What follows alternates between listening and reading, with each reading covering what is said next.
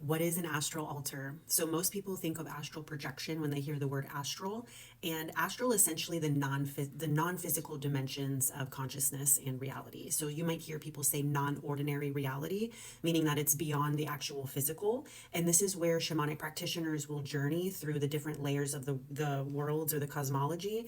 But astral in a sum could be the non-physical reality. And so when you think of an astral altar, this would be an altar that we could create in non-physical, non-ordinary reality, meaning that we could journey or we could meditate or create a space in our mind, like a safe space that we like to go, or we like to connect with whatever beings that we might work with, or heal and hold ancestors that we work with. And we can create and manifest an actual altar in the astral realm.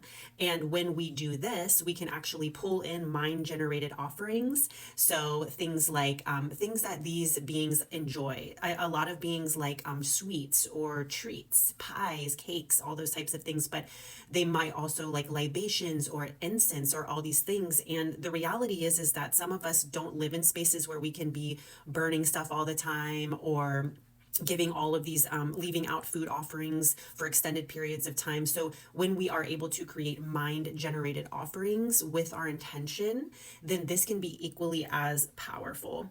And it really comes down to your intention, your imaginative technology, so your ability to really feel into the essence of what you're creating, and pouring that intention into that creation is really going to be what sets that offering or that altar into its state of power and potency.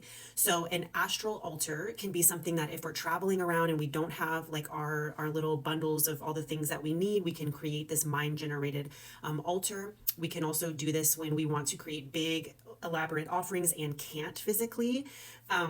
Or it can be your preferred technique if you are used to shamanic journeying, or doing meditative practices where you visit these other realms with protection, of course.